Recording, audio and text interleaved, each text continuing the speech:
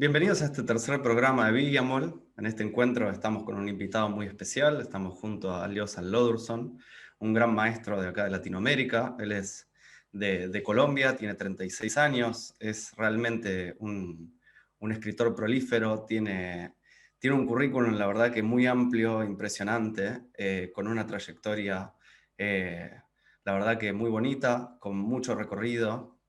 Bueno, vamos a estar charlando en este espacio, en este tiempo amplio con él, sobre varios temas. Vamos a hablar mucho sobre los gigantes, vamos a hablar mucho sobre la figura de Loki, cómo se está revalorizando también el culto a este gigante. Vamos a estar hablando sobre la magia. Y bueno, vamos a tocar un poco también el tema del sendero de la mano izquierda, que suele ser bastante controversial y también poco conocido, realmente poco conocido sus fundamentos. ¿Cómo andas, Liosal? Muy bien, muy contento de poder estar contigo, Alexis, y agradecerte a ser parte y contento de poder Te agradezco, la verdad, yo también estoy muy contento y te agradezco a vos haberte hecho un tiempo para que podamos tener este encuentro después de varias peripecias de tener que cancelar y volver a encontrarnos y así. Pero bueno, me gustaría que nos cuentes un poco tu historia. Ok. Mi nombre de pila es Federico París. Soy colombiano, nací en el departamento de Boyacense y tengo 36 años. Cerca de los 18 empecé como a profundizar directamente con la tradición nórdica. Desde niño como trae esa vena o esa inquietud por lo espiritual, ya tenía como cierta conexión y tenía como cierto ánimo o deseo de conocimiento. Y bueno, digamos que mi camino, mi proceso ha sido inicialmente un tanto variado y luego ya muy específico y determinado. Mm, Inicialmente, bueno, yo empecé como mirando todos los panoramas espirituales que pudiesen haber a mi alrededor. Al ser boyacense, al haber nacido acá, yo nací en una ciudad pequeña que se llama Sogamoso o Sunganmuxi, que es directamente el Templo del Sol. Y resulta que este lugar es uno de los puntos geográficos en donde habitó pues la etnia indígena. Los muiscas pues son una etnia indígena del altiplano cundiboyacense. Ellos se encuentran pues originalmente son de toda la parte de Cundinamarca. Es una tradición muy particular, tienen su propia, están muy conectados al misterio del sol y de la serpiente. Y ellos tienen un sistema de trabajo muy específico de acuerdo al territorio. De, de la, Hay unas ordenanzas, unas reglas, parámetros para entrar en armonía con estos elementos de la naturaleza y directamente para entrar con estas fuerzas o espíritus. Entonces, digamos que de ahí de raíz tenía como esa conexión y por el otro lado, pues, nazco en Boyacá, pero por temas de familia decidimos mudarnos a la capital, nos vamos para Bogotá y es allí en la capital en donde pues tengo espiritual o la posibilidad de encontrar senderos. Entonces, podríamos decir que eh, más o menos en una hilo, por decirlo así, se abrieron con los que pude aprender a la edad de los 18 años, encuentro con la parte nórdica y, y fue a través de las runas. Entonces, tenía un amigo, eh, dos novias, y él estaba de cumpleaños, y cada una de sus novias, sí, era un poco bandido mi amigo, eh, runas. Entonces él tenía oculares y estos sets venían con sus libritos y era un set hermoso hecho en cerámica, unas de colores. Él, como una muestra de hermandad, decidió regalarme una vez. Empezamos como a conocer un poco más, como a empezar a indagar sobre unas y en qué consistían. En ese tiempo, pues eso era algo muy valioso porque hace 18 años no tenías la de utilizar internet todo el tiempo, encontrar toda la información que hay hoy en día. Es decir, en ese tiempo era muy complicado, no era fácil encontrar esto.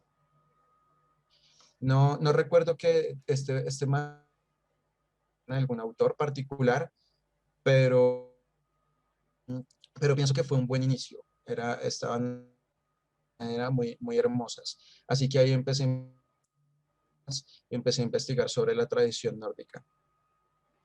Para eso, eh, al capital, pues tuve la oportunidad de, con un chiquis de la tradición indígena muisca, un sacerdote, por decir indígena muisca, y de allí realicé o pasé por básicos para,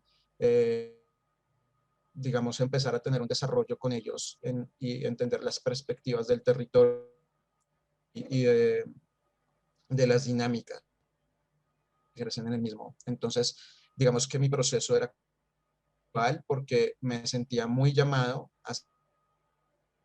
pero a la vez por el lugar en el que había nacido, muy conectado con ese lugar en específico, con Boyacá y pues boyacense.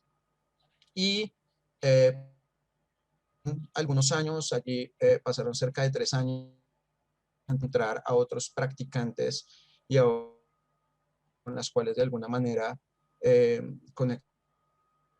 A la edad de 21 años ya encuentro a Ausatru en Bogotá, como con el ánimo de dar un círculo y pues de conocer otras personas que ingresadas seriamente en el asunto.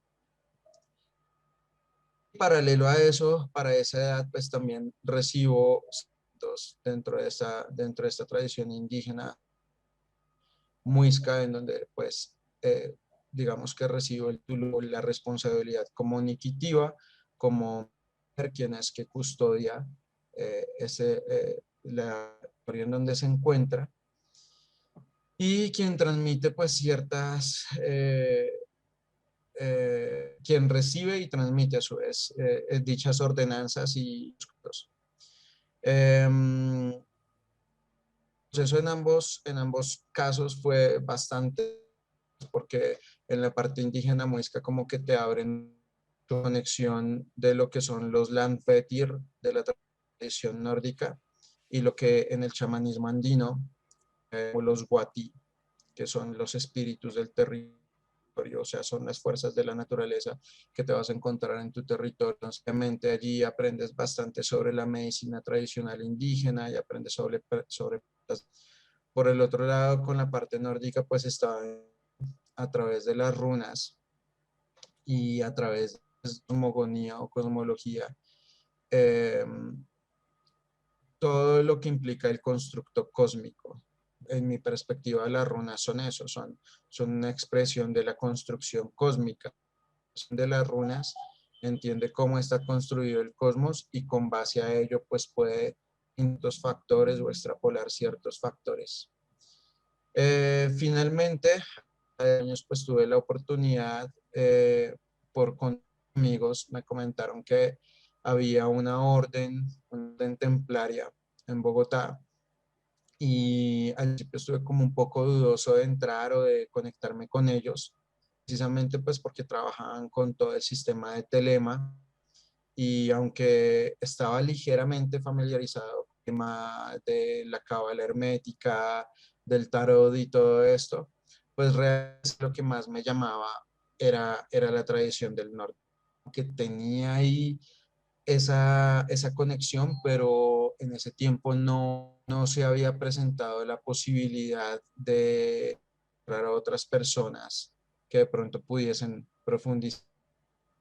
Entonces, para tiempo simplemente tuve la oportunidad de contactar con esta gente. Me pude iniciar con ellos y realmente el proceso fue peor. Es decir, el maestro que tuve no fue para nada dogmático, a pesar de que la Ordo Templi Orientis trabaja bajo un esquema en búsqueda como de esos misterios greco-egipcios y holísticos. Lo cierto es que a pesar de que recibe esa enseñanza, mi maestro siempre fue muy de acuerdo a la filosofía como hacer tu voluntad será el todo de la ley, y me decía, bueno, está en el norte, o si tu voluntad está en lo indígena, prácticas y las pruebas que tengas que desarrollar con... Entonces nunca me vi como, o nunca me vi exhortado a tener que seguir un muy estricto dentro de ellos, sino que siempre tuve la facilidad, por decirlo así. Con el tiempo cursé todos los grados de esta logia requería, como lo digo, pues fue muy enriquecedor y fue como una buena academia. Ahí entendí como todo el sistema y estructura de Occidente, como de las escuelas mágicas de Occidente. Y luego de eso, en la parte indígena, está muy bien que aprendas todo lo del territorio.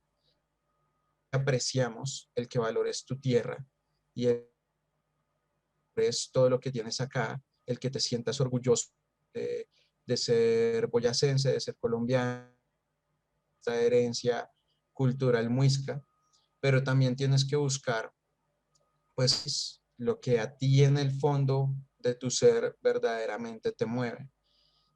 Era y ha sido, y yo creo que será, espero morir con las botas puestas, y es la parte, entonces, eso es como más o menos la base.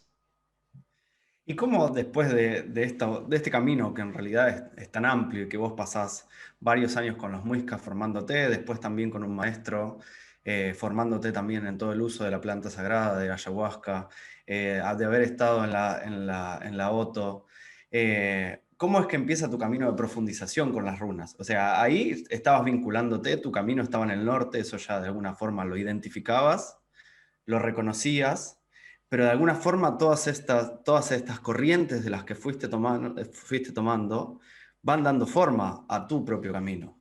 ¿Cómo es que eso sucede? ¿Cómo es que después se te empiezan a abrir puertas? ¿Había cultos ásatru ahí en Colombia? ¿Y cómo es que empieza tu profundización en el Camino del Norte? Para cuando yo tenía 21 años no habían en Colombia. Entonces, sentían afines que realmente querían explorar. Eh, pues sí, nos conocemos, nos reunimos, nos encontramos en un chat de internet y decidimos unir fuerzas. Y allí configuramos o formamos el primer kindred o el primer círculo, que es el Odin's Ojo de Odín. Y bueno, esta primera parte fue como que obviamente las runas obedecen a ese principio de escritura, como son parte de un sistema de escritura de un lenguaje. Obviamente estábamos muy conectados en la parte mágica. Entonces, muy conectado a la vez con la búsqueda teúrgica. Ya había aprendido en la OTO todo lo que implica el proceso teúrgico, y por teúrgico me refiero como al hacer los dioses y entendiendo los dioses como elementos particulares que hay dentro y fuera de nosotros, es decir, los dioses nórdicos y los dioses y los dioses de todas estas culturas paganas o hetenistas, porque habitan en la naturaleza. El sol, la luna, el mar, los eclipses, los temblores, los elementos, la abundancia, el trueno, el relámpago. Todos los dioses son personificaciones de estos mismo. Cada dios tiene un sujeto anímico, es decir, tiene una personalidad, unas cualidades, unas virtudes, como también unos defectos. Y entonces en esa búsqueda teúrgica, pues uno o integra estos factores de influencia. Entonces, digamos que en el Ausatru nosotros teníamos muy claro hacia dónde queríamos ir, de alguna manera desarrollar esos procesos mágicos inípicos que había desarrollado Odin y que habían desarrollado los Esir y los Vanir. Entonces las runas hacen parte del primer de poder de Odin, ¿no? O sea, él lo primero que hace al nacer en nivel Heimer es recibir de meditación profundo, de ayuno profundo, de dieta, de dolor, de autosacrificio. Y, y ahí es donde empieza a recibir esos mismos. Entonces, digamos que toda esa parte ya yo ya la había aprendido y la había trabajado con la parte muisca y la había trabajado con la Oto. Y eran procesos verdaderamente estrictos como tal. ¿Me entiendes? O sea, en la parte muisca, por ejemplo, se vigilaba mucho sobre la alimentación. De ciertos periodos solo podías consumir arroz o quinoa y durante 15 días debías trabajar lo ají, esto como un elemento de purificación, tomar agua de tabaco. Tenías que desarrollar como cierta purificación, evitar las carnes, evitar los lácteos, evitar los, porque cuando trabajas con plantas de poder, pues esto es producente, ¿no? Entonces, digamos que todos estos, digamos que convergieron positivamente y las personas que estaban conmigo tenían una perspectiva similar, también tenían un proceso similar. Entonces, digamos que pase para nuestro grupo, para el Odin, y fue cuando nos conectamos pues con todos estos puntos de los dioses y claramente de Odin, y es ahí donde se da esa búsqueda. Resulta que algo que nos ayudó muchísimo, inició para nosotros, fue el hecho de que al trabajando en el círculo, dos de los integrantes pudieron viajar a Suecia y pues ellos eran mucho menores lo que yo era en ese tiempo. Yo tenía unos 22, 20 en ese momento y ellos tenían 18, 10. Viajaron a Suecia, pudieron visitar algunos lugares de poder, ahí hubo una conexión más fuerte, pero también población y algo que trajeron fue el turno de las runas de Thomas Carlson. En ese tiempo, pues para nosotros fue, digamos que un punto de conexión muy positivo el trabajo de él. Digamos, de poder ir a Suecia y conocer, hablar con él y realmente que fue muy inspirador. Yo, de esta época, siempre encuentra a alguien. Hay gente que se ha visto, no sé, por Guido von List, hay Fredrik Thorsson, hay gente que ha visto inspirado de pronto Ralph Bloom, aunque con Bloom tengo alguna reserva. Más allá de cualquier elemento o con von List u otros runólogos, pues siempre de unas generaciones previas que terminan por impactarte y como por influenciarte en la búsqueda. Yo pienso que la tradición del norte es que no hay una estructura secular y solo un punto de vista y una sola manera de ver las cosas, sino que todos de alguna manera los de conocimiento, pues encuentran que ahí encuentran su propia aproximación a las runas. Unos más psicológica, otros más espiritual. Pienso que todas son válidas. Y digamos que fase para nosotros esa conexión con los dioses y esa conexión directa con la tradición, o sea, en sincronicidades para eran estas conexiones.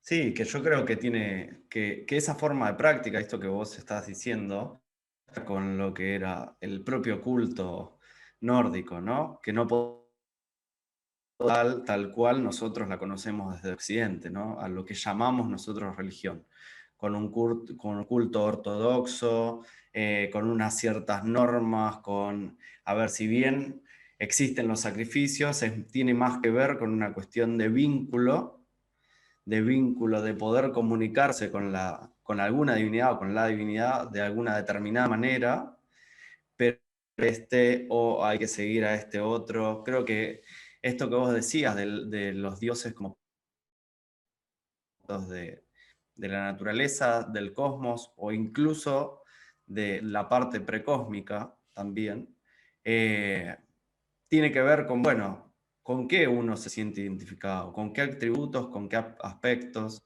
Y algo que me llamaba la atención de lo que habíamos estado hablando la otra vez, es que cuando ustedes estaban congregados en el Odin Hauga, de alguna forma seguían el camino iniciático de Odin, pero no era un culto a Odin. O sea, seguían como sus pasos, pero no es que no establecían. ¿Y cómo fue la experiencia de conocer a Carson y de vincularte con él? ¿Cómo su trabajo? ¿Qué es lo que te resulta llamativo de su trabajo? Mm, Yo pienso que lo que en ese momento nos llamó mucho del trabajo de Thomas fue el hecho de que para ese tiempo no muchas personas exploraban la tradición nórdica desde que polar, sino que muchas veces es explorada desde un enfoque dual. Entonces hay una diferencia entre el polar y el aspecto dual. Y es como que las personas que tienen una perspectiva judeocristiana y se aproximan al nórdico o al etenismo, ver que los dioses son únicamente positivos, son solamente positivos, son elementos, y que otras fuerzas como los gigantes o los trolls, los únicamente negativos, o sea, como un mal. Y eso, ese maniqueísmo particular del cristianismo. Yo pienso que Thomas fue en presentar la figura de Odin y de todos estos elementos, de todas estas deidades, elemento polar, y es que en una polaridad pues hay un lado bueno y hay un lado no, o un lado malo. Todos tenemos nuestro lado diurno y nuestro lado nocturno, que más nos cautivó y también nos hizo como mucho clic, por decirlo así, fue el hecho de que incluyese a los gigantes como tal dentro de trabajo. Entonces, eso nos parece generaba una interfaz porque ponía dioses, a las nornas y a los gigantes como elementos principales del cosmos primordiales. Entonces, eso fue lo que siempre muy abierto al trabajo de interiorización con la sombra, a aceptar aquello que no quieres aceptar o a confrontar aquello que deseas ocultar. De una manera, para mí fue muy inspirador el trabajo de él y para el grupo también en su momento, realmente. ¿Y cómo empieza? Yo creo que Carson abre una puerta ahí que después personas como Cortu y demás toman parte del trabajo de Carson para para resaltar o para hacer todo el aspecto del estudio de la gigantología y bueno, todo el aspecto de la magia con los gigantes. ¿Cómo se sucede eso? Vos estás bastante más empapado en ese tema. ¿Podés contarnos un poco cómo es que se da esa transición o cómo surgen también fuerte este culto a los gigantes en los países del norte? Bueno, es un poco previo, lo podemos poner en contexto. La primera persona que habla sobre y que lo hace de forma con todos los argumentos personal no verificada, sino con todos los argumentos bien establecidos, es Viktor Rydberg. Viktor Rydberg es un sueco que fue un académico prominente, fue un novelista también, fue muy amado por su pueblo porque tenía un impulso al nacionalismo en el buen sentido de la palabra, o sea, amaba a su tierra, y amaba los mitos de su tierra, y amaba su cultura. Y Rydberg para 1800 es el primero que plantea la idea, o sea, él es quien desenmaraña, por decirlo así, toda la trama que encontramos en las Edas y en las sagas. Él es el que dice, mire, esta es la trama que hay detrás, estos son los personajes, este es el porqué de la trama.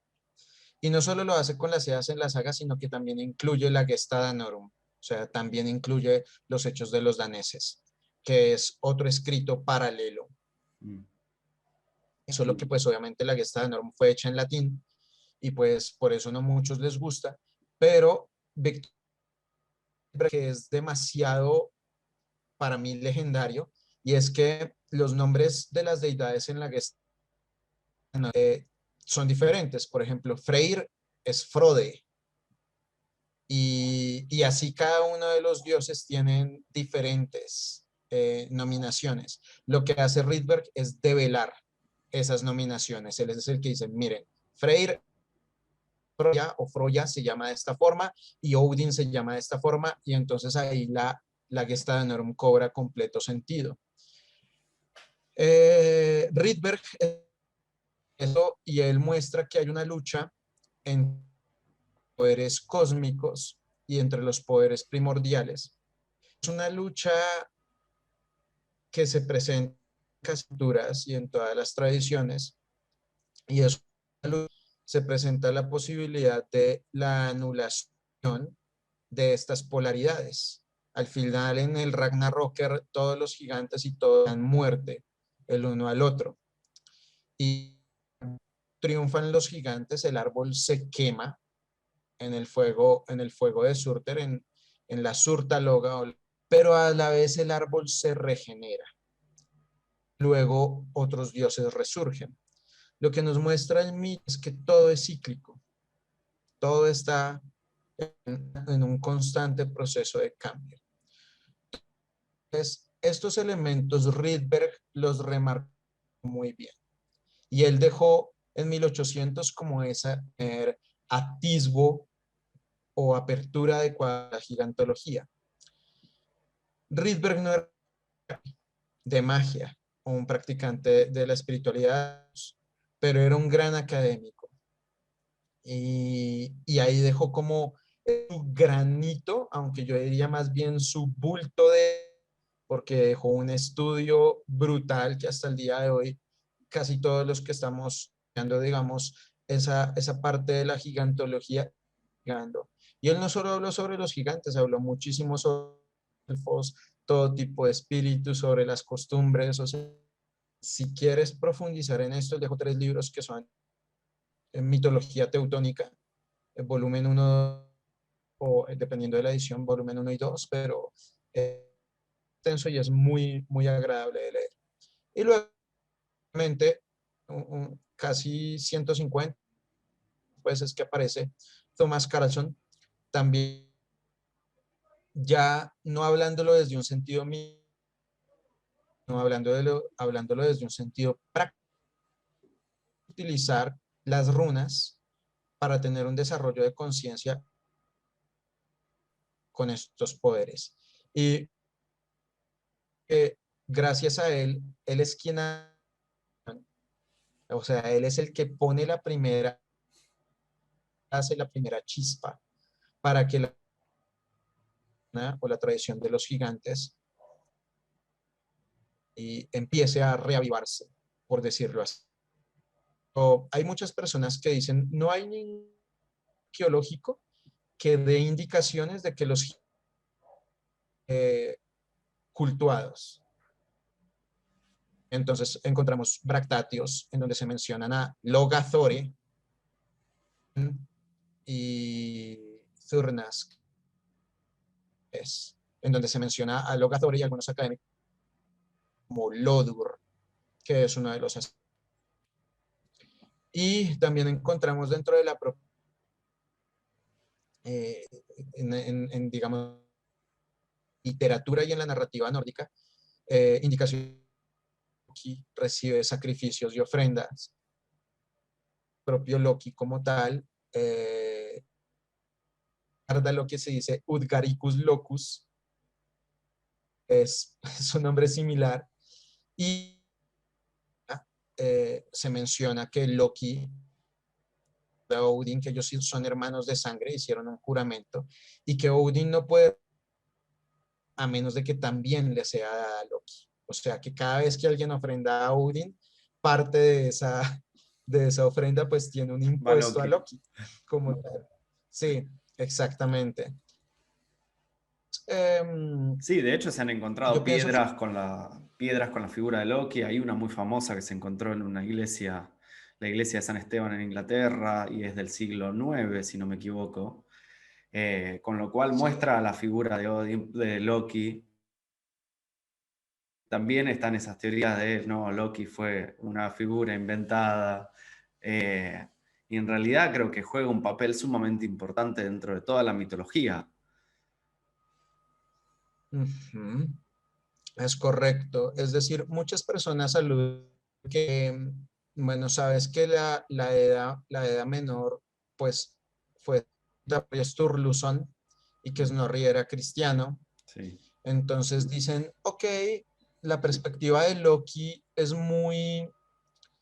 simplemente, Snorri intentó plasmar, poner un diablillo, un diablo ahí, un opositor, que de alguna manera le pusiera como sazón a las historias y fuera la manzana de la discordia en todo es idea completamente cristiana. Te vas directamente a ver la poesía escáldica del siglo octavo, no del siglo XI, del siglo XI y el siglo XII. Es decir, que 200 años antes, dentro de la poesía escáldica, y en la poesía escáldica, que son todos estos poemas que recitaban los escaldios a la Edda, se menciona a Loki y se lo llama como Sagnahrerir, sus epítetos, y es quien hace mover historias, ¿Quién es hace el que mover? mueve la trama, Ah, sí. las Ujú. historias, es el que mueve. Tienen otras traducciones como Sagnagerir también significa como líder de las tropas, y obviamente las tropas turcianas porque él comanda gigantes y comanda los espíritus, el Ragnaroker, para esa batalla, ¿no?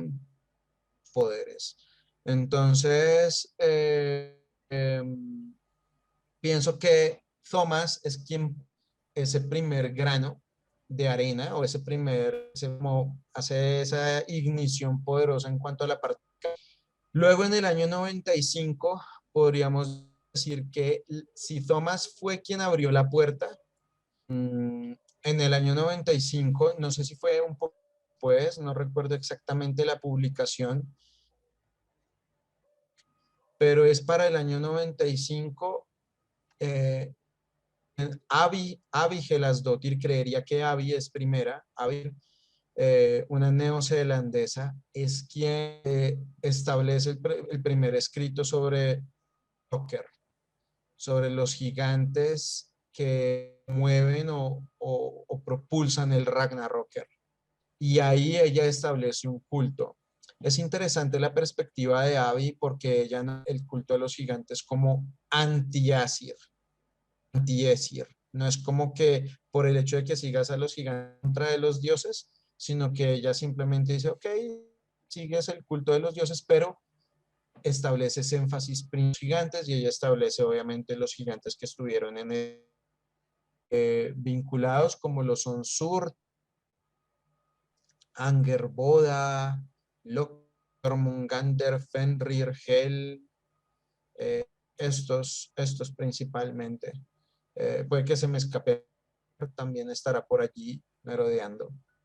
Y digamos que estos son lo que dan chispa a encontramos otros escritores, a uno en el 2003, que es denominado Urmas.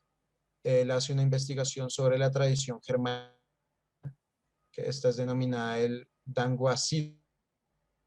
Y allí él expone también cómo culto a los gigantes, pero él sí dejar un poco la conexión con el cosmos y afrontar, ir más de frente en la comunidad.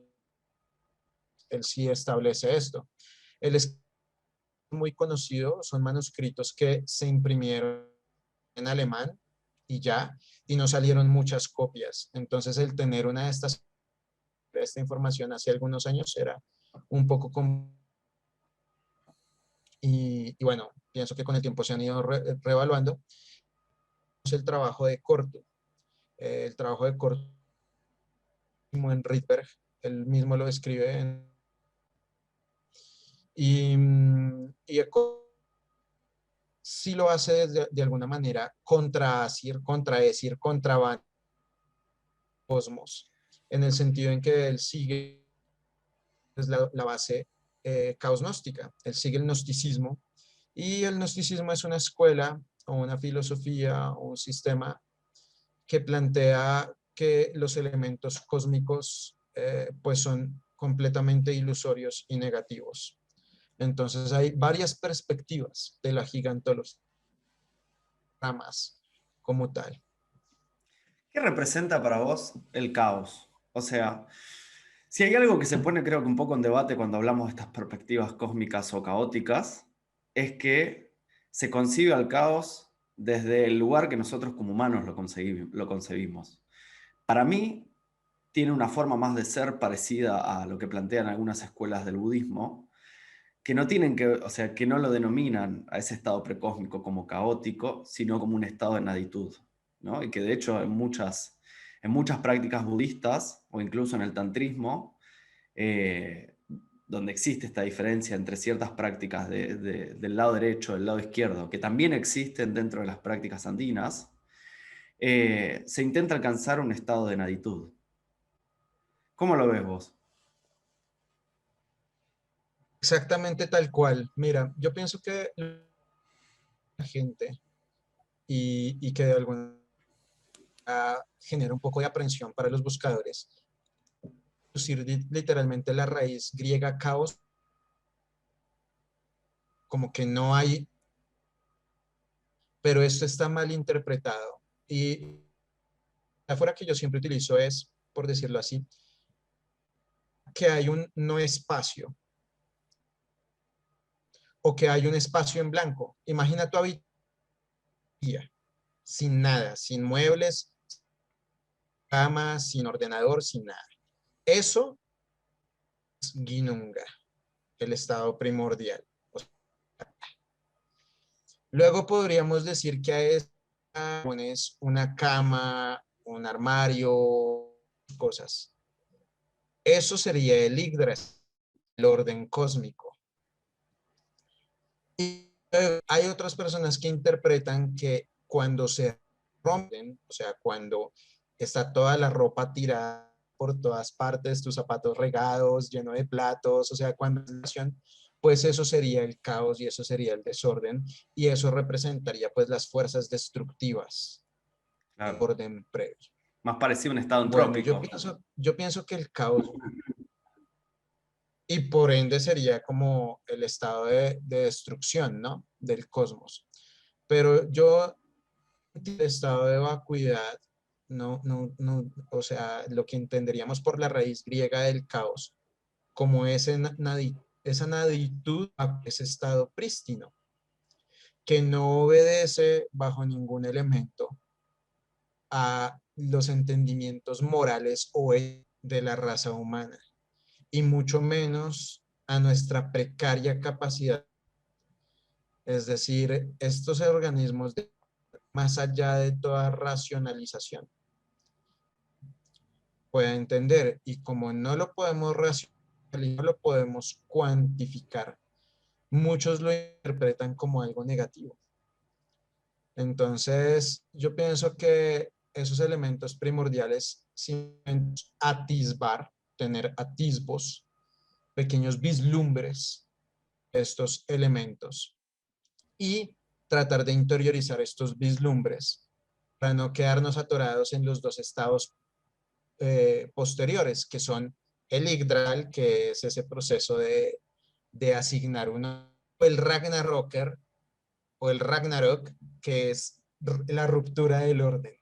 ¿Vale? Es como quebrantar esas leyes en donde el hermano lucha contra el padre, la madre contra la hija, y un tipo de vínculo ya, sino que es la edad del lobo y la edad del hierro y todo, todos, que es lo que describe la Volus Pop.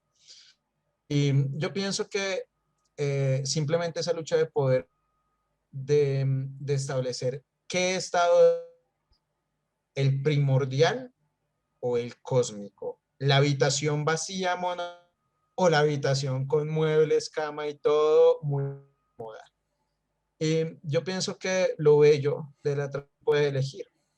O sea, al final del día, el Ragnaroker parece más, en mi perspectiva, un proceso.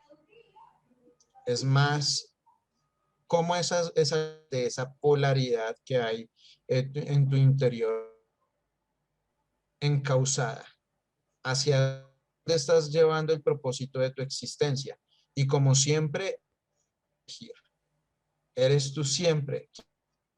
¿Qué sendero quieres? ¿Quieres un sendero de fama, de reconocimiento, donde todos te amen y todos quieran tener contacto contigo y estés en muchas batallas? ¿O quieres más bien un sendero apartado de Hel? Que Hel particularmente significa eso, la velada, la secreta. Entonces, ¿tú quién decide hacia dónde lo quieres llevar? ¿Quieres llevar un proceso de poderoso y de furor continuo? Eso es lo que significa audioso. ¿O quieres ser más bien el cerrador, el que cierra, que es lo que significa Loki o la raíz germánica Lukian, el que cierra el proceso, el que ya termina con todo esto? Así que depende de ti. ¿Quieres continuar o renaciendo la tradición nórdica? Cree en la reencarnación o la transmigración.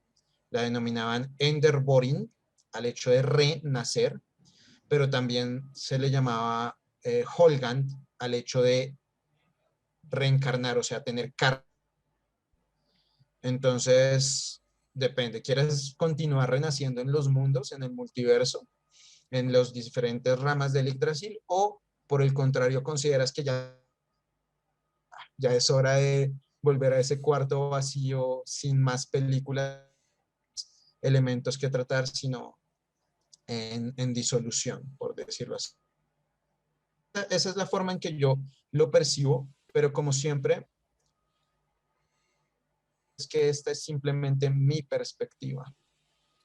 Y algo muy hermoso de la tradición es que nada está escrito en piedra.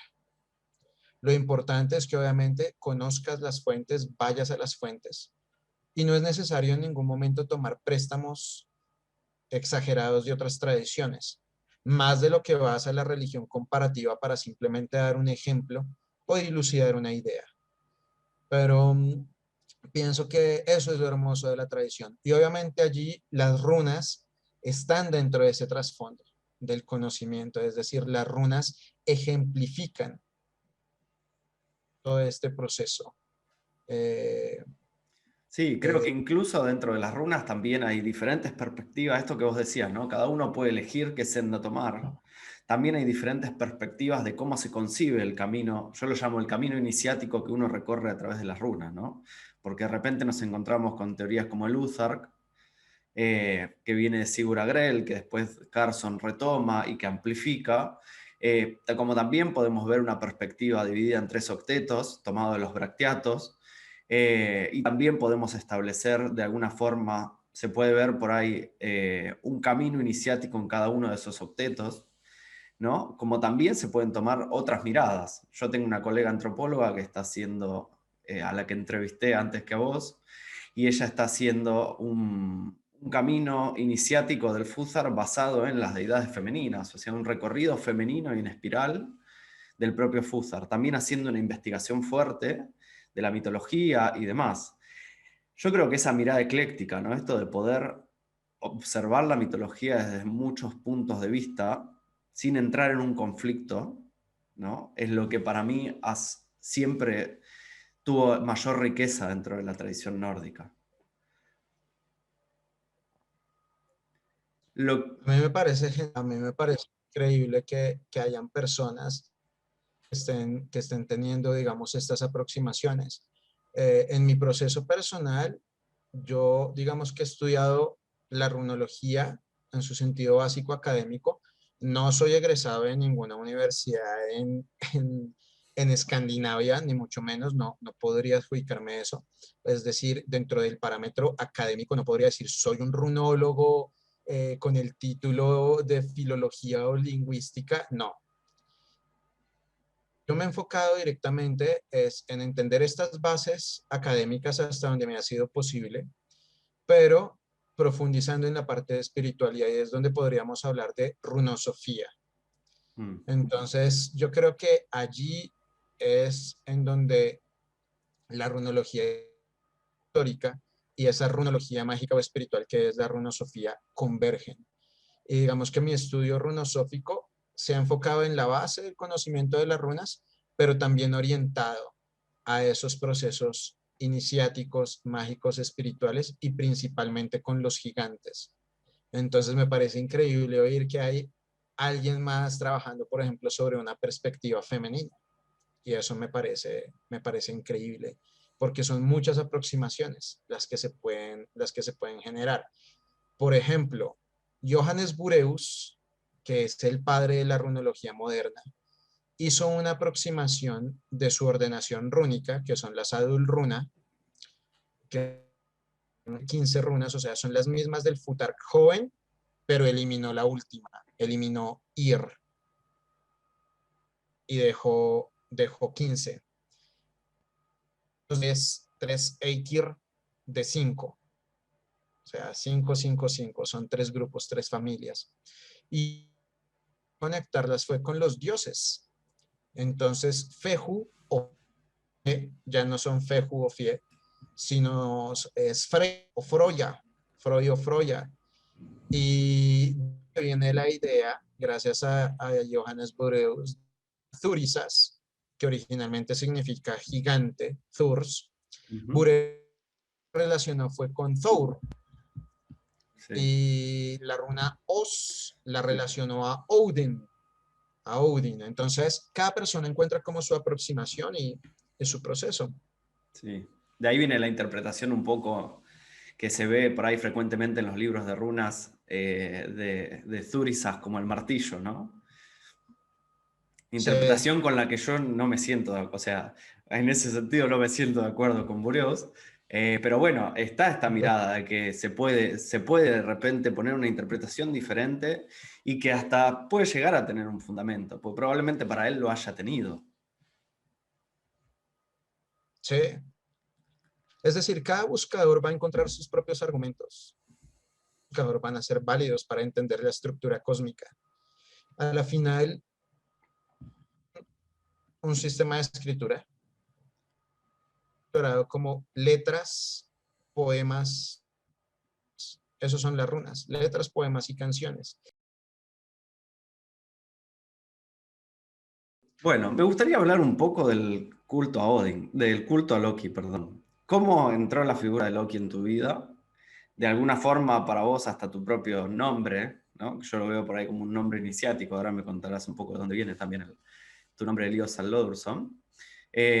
También de alguna forma denota un homenaje a Lodur, ¿no? A uno de los aspectos de Loki. ¿Cómo es que llega esta figura a tu vida? ¿Qué representa para vos Loki? Bueno, hablamos un poco de esto del que cierra, ¿no? El que cierra procesos. Ciertamente es una figura muy, creo que de las figuras más complejas también para analizar dentro de la propia mitología nórdica, pero me gustaría saber qué significado tiene para vos en tu vida. Bueno, inicialmente yo, vamos anteriormente, en nuestro grupo seguimos un sendero odiano.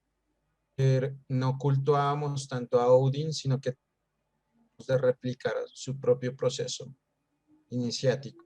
Es decir, en la base del desarrollo del conocimiento espiritual del Fjolkingi o el conocimiento mágico, están convirtiendo en Odin, sí o sí. Porque unas están estándose con Vafthrudnir, es decir, están conectándose con las fuerzas de los gigantes para entender la estructura cósmica. También están tocando diferentes estados de trance o inspiración, como sea que se lo vea. Uder puede ser todo esto, puede ser un trance mágico, el trance de batalla, o puede ser la como tal, esa capacidad creativa. Entonces, realmente nosotros optamos por eso. Yo en mi proceso personal, interiorizar todo el parámetro de las runas hasta donde me fue posible, toda la información que pudo llegar a mí y desarrollar esas propias acciones. Cuando esas acciones ya fueron desarrolladas, que se dio apertura a esas 6 o 7 acciones iniciáticas de Odin que reflejan.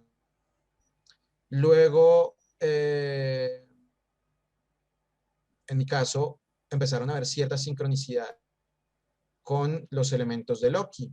Y Loki se va a presentar por medio de trances, por medio de sueños, en los Blood se recibían ciertos mensajes de él y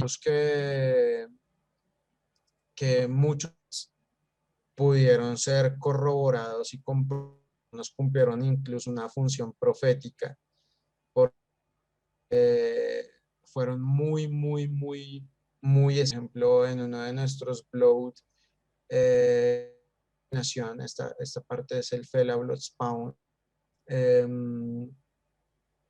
O sea, todo de comunicación, por decirlo así, y en este caso Loki le dijo a uno como su mamá va a quedar embarazada.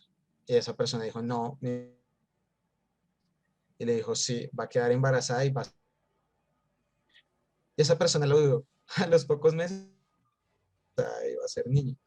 Entonces, ya es ese tipo de corroboraciones permiten a nosotros saber que estamos por el sendero correcto, porque aquello que se refleja en la parte material, de alguna manera nos empezó a dar esos mensajes y empezó a dar mucho conocimiento mágico y empezó a cubrir esas otras que el sendero odia.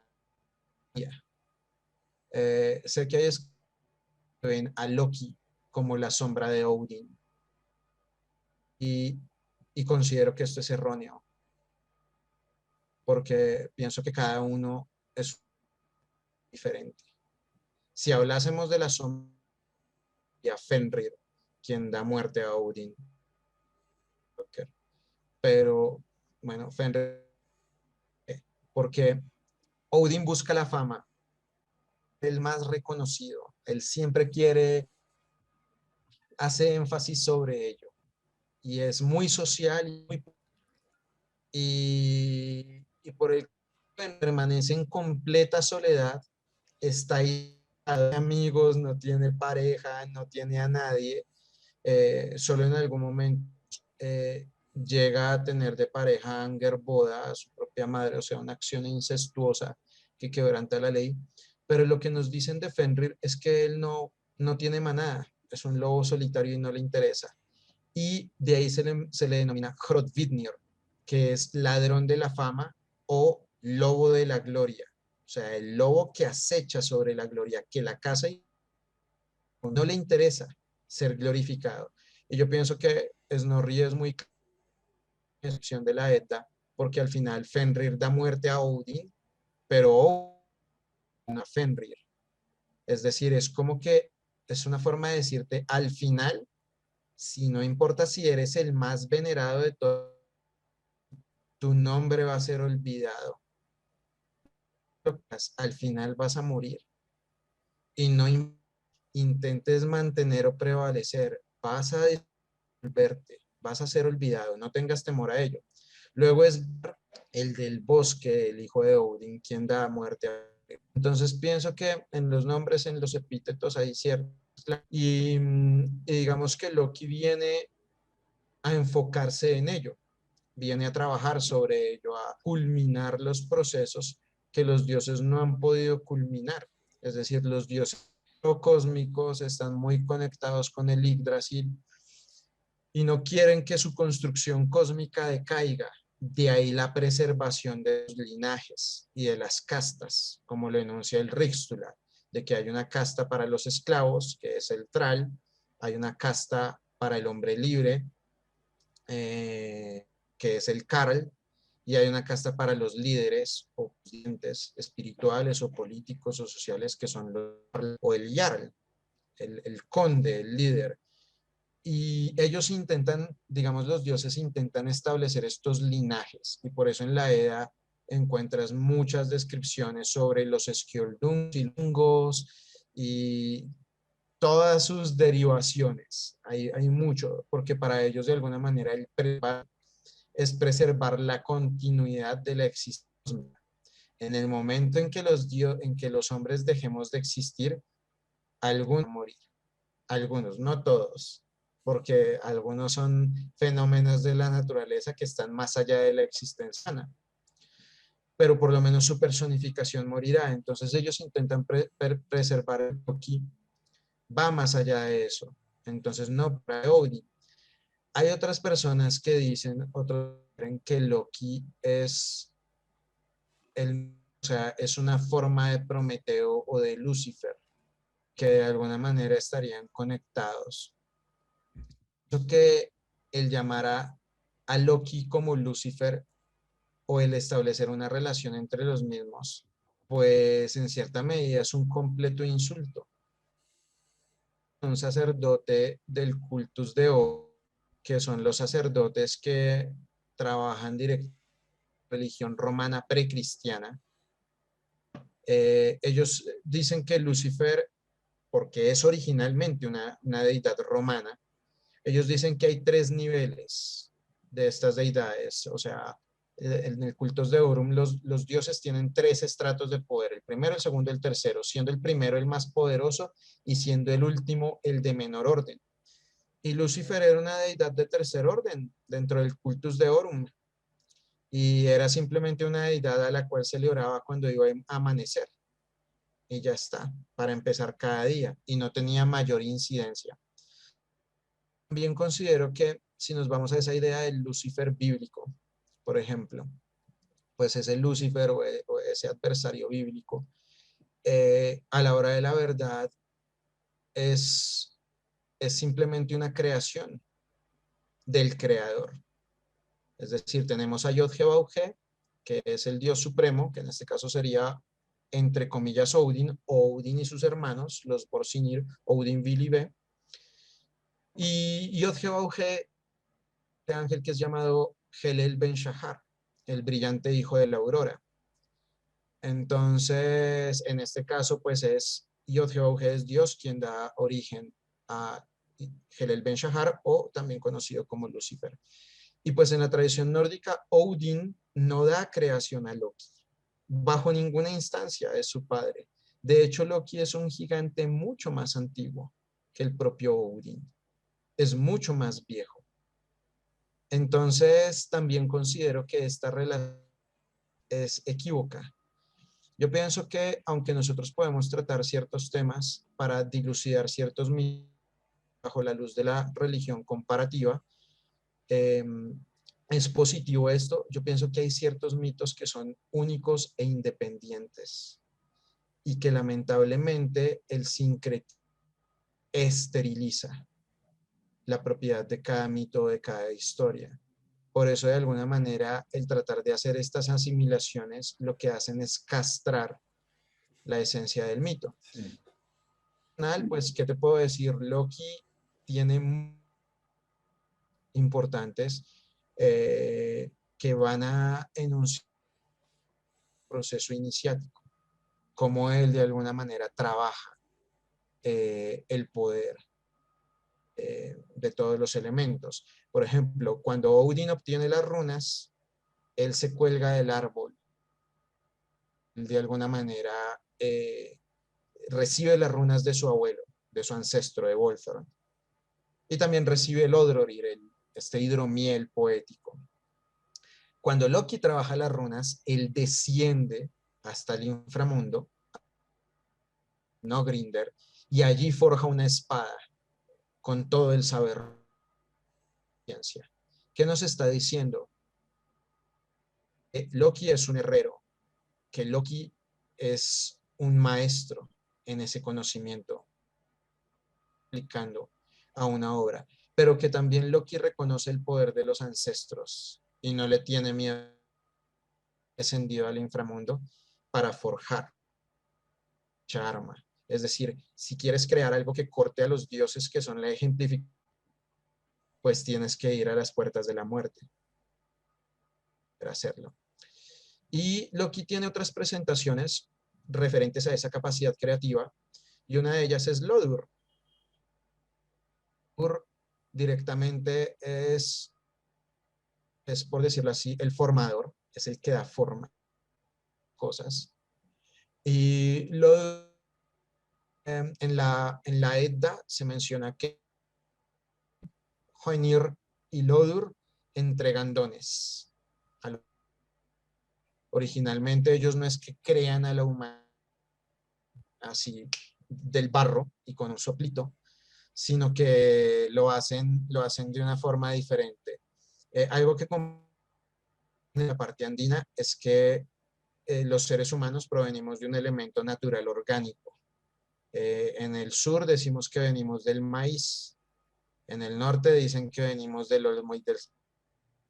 Pero ambos son elementos orgánicos, no el barro y el soplo. Entonces, estos tres dioses, entre comillas, Odin, y Lodur, van caminando y ven que hay un par de troncos flotando en el mar, que son el olmo y el fresno. ¿Qué son los troncos? ¿Qué son la madera? Bueno, pues de acuerdo a la Edda, son los cabellos de Ymir. Es decir, que ya de por sí los seres humanos, esa naturaleza del primer gigante, ese del primer gigante que habitó en Heimer y por ende en Ginnungagap, en el vacío primordial. Ellos toman estos troncos y que amarlos, es decir, les dan dones. Cada uno le da ciertos dones. Y Lodur particularmente, que es este aspecto de Loki, pues les entrega la Little Gouda, creo que es como se enuncia en nórdico antiguo, que significa sangre y buen color o buen aspecto. La Edda describe a Loki como un ser muy, o sea, es muy, de muy buena presencia, pero también de temperamento muy voluble, es muy temperamento y puede llegar a ser impredecible como tal, o sea, no puedes calcular lo que está articulando. Y él transmite esos dones.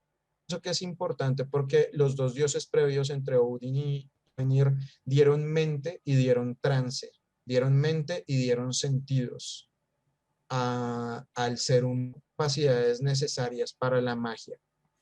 Pero pienso que Loki selló esos elementos, es decir, cerró la idea, como es su propia esencia en su manifestación como Lodur, porque y principalmente para que el poder de las runas, para que las canciones cósmicas o las letras, las canciones, cobren poder, tiene que haber un sacrificio mínimo, un autosacrificio, es forn. Y ese Sialfesforn, ese sacrificio, es tu propia sangre. Es decir, extraes un poquito para dar vida a esos poderes cósmicos dentro de tu esfera de influencia y esa es la importancia o la raíz. Pienso que él es como la primera manifestación de Loki, una de las tantas, que Loki tiene más de 70 nombres, tiene más de 70 epítetos, Odin tiene más, es decir, es casi el triple, pero muchos no tienen idea de que Loki se llama Loki y ya, y no tienen ni idea de la magnitud o amplitud que hay detrás de él. Y pienso que Odur es el aspecto más afable Sí. que él porque es el primero que va a dar fuerza a ese elemento, es el que da la sangre para que la humanidad tenga memoria y para que la humanidad tenga... Sí, de hecho algo que me gusta mucho de haber leído una vez en uno de tus posts es que lo reconoces como uno de los maestros rúnicos originales. Viste que en el Javamol se mencionan a tres maestros principales, uno de los gigantes se lo menciona como Osvid, y vos relacionás a Osvid con la figura de Loki, con el propio Loki, ¿no? Como ese maestro de runas de los gigantes, y bueno, Dwalin es el maestro de runas de los enanos y Odin el de los dioses, el de los Aesir. Eso es muy llamativo porque de alguna forma le da otro lugar, ¿no? Lo pone dentro de otro ámbito. En general tenemos como único maestro de runas a Odin, como si Odin en realidad lo que hace es manifestar un conocimiento que existía desde el propio Ginnungagap, como dice Thorson, ¿no? Sí, es correcto. Es decir, el asunto es que Odin, o sea, yo pienso interesante y pienso que toda persona nórdica aún se conecte con la tradición Thursi, va a pasar por esos estados básicos por los que, porque a la hora de la verdad, no solo vamos a Odin porque nos estamos de alguna manera desarrollando como el propio Odin.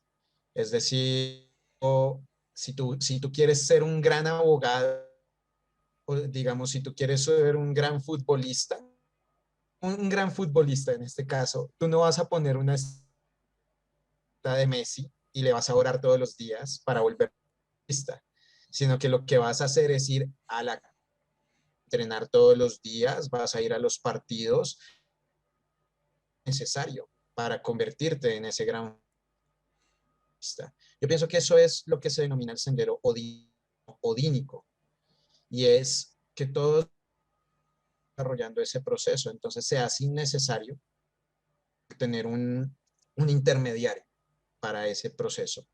Pero sí refleja algunos maestros rúnicos de los dioses.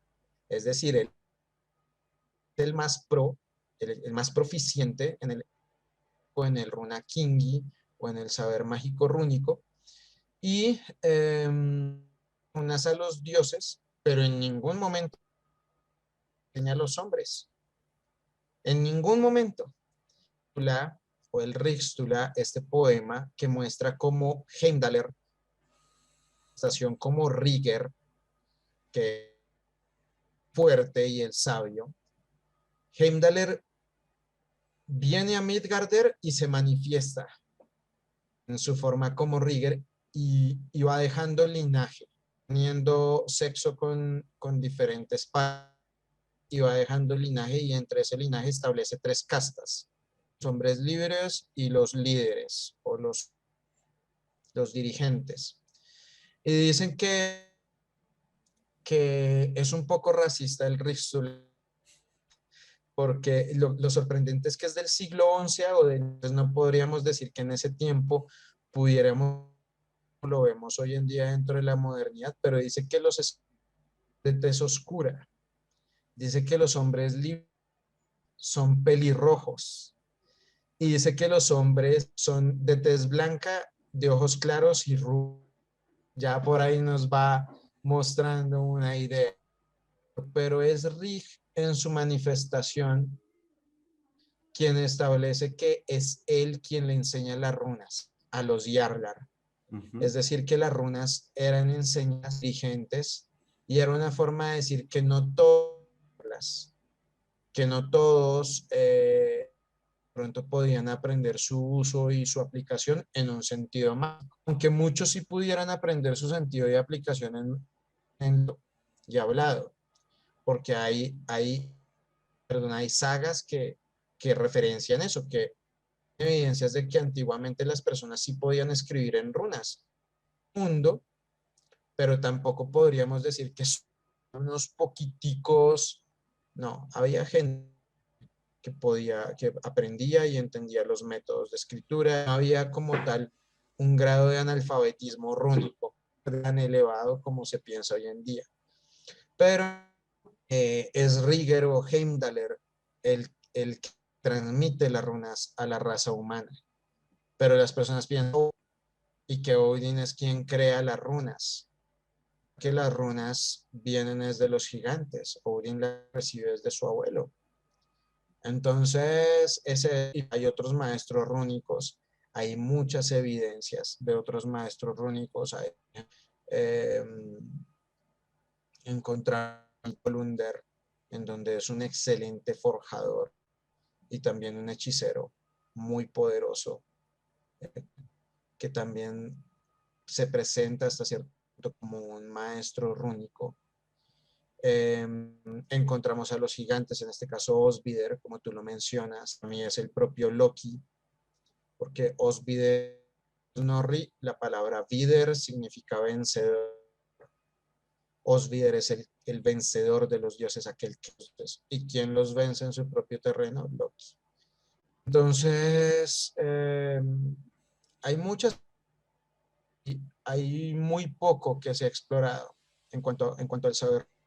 Es decir, yo pienso que estamos en una época en donde la runosofía se está expandiendo de forma libre y agradable, pero tiene que saber desarrollarse de la mano tanto académicas como literarias. Es lo único que tenemos. Es decir, vamos mucho al esoterismo o a la gnosis personal, pues no vamos a encontrar verdadero conocimiento de cualquier cosa que se nos ocurra. Y es ahí, yo pienso que hay un grave peligro de que esos viejos saberes que están ocultos se pierdan. ¿Y qué le recomendarías a las personas que quieren iniciarse hoy en el conocimiento de las runas? Que lean los poemas rúnicos, lo primero. Que lean y aprendan los poemas. Hay 4 poemas: el anglosajón, el noruego y el sueco. Que los lean, se familiaricen, que miren los significados. Una puede tener varios significados. Urus, en el poema rúnico anglosajón, Uro, a este animal similar. Pero si vas a los poemas islandés y noruego, significa limaya o la escoria La del escoria. metal. Sí, exacto, es la limaya, el rastro del metal. Y en otra es lluvia. Entonces, una misma runa puede 3 cosas. Y empiezas a ver esas relaciones dentro, que son la fuente histórica más clara del significado. Pues ahí empiezas a entender la base. Mira, libros de runosofía o de runología esotérica vas a encontrar montones en las tiendas, pero muchos no adecuada, manual de un señor que decía que la runa tenía esa forma, era porque que los nórdicos habían visto así a la diosa Nuit, que era la diosa que como está arqueada, pues que los nórdicos vieron así y por eso hicieron la runa de esa forma. Obviamente este tipo de comparaciones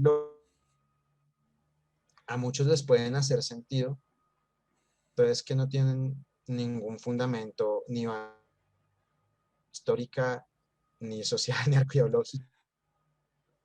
Es simplemente algo que al Señor se le ocurre y ya está. Pero muchos lo creen. Y entonces lo que van a ver información, perder tiempo con información errónea y gastar neuronas y espacio, cosas que realmente no les van a conducir a nada. Pienso que ir a las fuentes o lo que pueden hacer. Y en mi caso personal, muy importante dentro del estudio de la runología, que se conecten un poco a la tradición. Obviamente puedes trabajar la runología o la runasofía sin conectarte tanto con la tradición, viendo que son un lenguaje de poder y esto es válido, porque el proceso es mucho más enriquecedor, estableces ese elemento teúrgico de conexión con las deidades o con los poderes. Entonces ahí vienen otras posibilidades de conocimiento interno que no se ven. Como para ir cerrando, otro consejo más que te voy a pedir que le des a la gente es cómo pueden hacer las personas para conectarse con esas potencias o con esas fuerzas, ¿no? Divinas, ¿no? Cómo llegar a ese trabajo teúrgico de alguna forma que está muy vinculado al trabajo ritualístico y a la propia magia, que era algo muy practicado también por los propios nórdicos, ¿no? Esto del vínculo, el sacrificio como ese rito de conexión y vincularidad con la divinidad.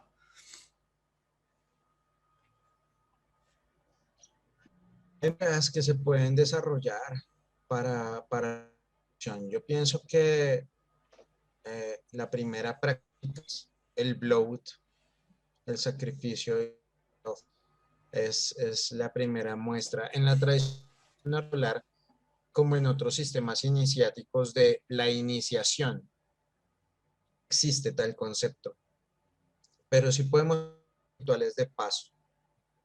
Y en esos rituales de paso, pues hay unos empoderamientos mmm, que desarrollar ciertas acciones. En el caso del bloat es el acto de cualquier forma. Muchas personas lo ven en la lista, ¿no? Como, yo no sigo la tradición nórdica porque esos vikingos eran unos bárbaros y sin piedad y no tenían compasión de los animalitos, ¿cómo van a hacer eso? Bueno, pues si tú supieras, ellos, esos animalitos en sus granjas, los días les daban de comer a los animalitos y estos animalitos los acompañaban y que prácticamente eran parte de su familia.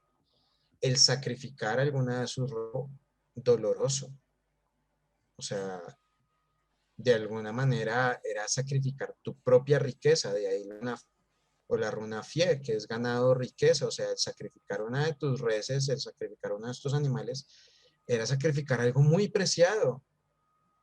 Y, y es una base de la idea. En tiempos modernos, si tú quieres realizar el sacrificio animal, dale, estás en toda tu autonomía para hacerlo, pero también es claro que puedes hacer el sacrificio personal de tu propia ofrenda, de tus propias libaciones, de tu propia sangre. Y pienso que ahí es donde hay un vínculo más poderoso, el hecho de que provenga de ti. Eso lo hace mucho más fuerte. Entonces, eso sería primero como el proceso devocional, que haya un proceso devocional verdadero. Muchos a esto simplemente porque desean adquirir cosas y desean adquirir ciertos elementos. Yo pienso que primero te tienes que acercar a los dioses o a los gigantes, como quiera que sea, sin ninguna intención secundaria, sino realmente por amor a la tradición y por amor a dicha perspectiva del mundo, a dicha corriente, verdadera devoción y entrega. Eso sería lo primero, el acto devocional como medio de conexión y comunicación con los poderes superiores. En el Albismol, a los dioses se los llama, o los poderes de arriba, los superiores, y a los gigantes se les llama Ginregin, es decir, primordiales. Sean Ubregin o Gin, cualquiera de los dos, tiene que haber devoción sincera.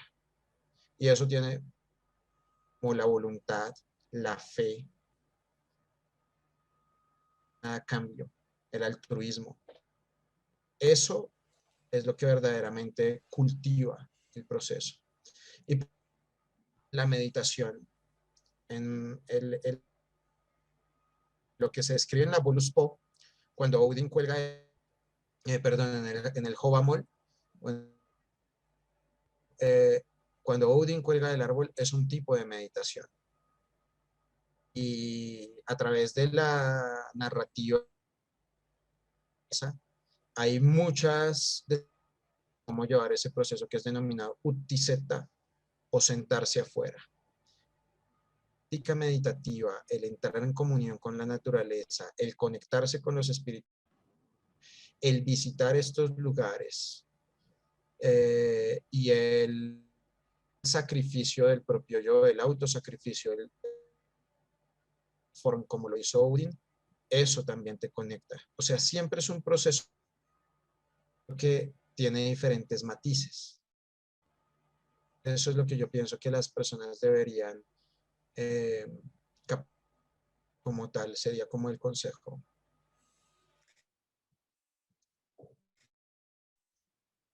De este espacio, beber también de tu conocimiento, de tu sabiduría y de tu recorrido, que se nota que tiene una trayectoria. Nada, simplemente agradecerte muchísimo por este espacio, por este tiempo y por tu presencia. Te agradezco yo a ti por tu invitación y agradezco la oportunidad de poder compartir contigo y con las personas que, que siguen tu proceso en Villamol y que pues nos están acompañando, el poder compartir esto. Contento con todo, espero que nos podamos volver a encontrar en un futuro.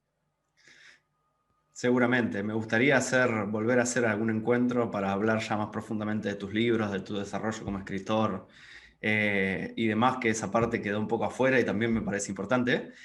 Me gustaría que menciones rápidamente tu página para que la gente pueda conocerte, pueda conocer tus publicaciones y te pueda conocer un poco más a vos también.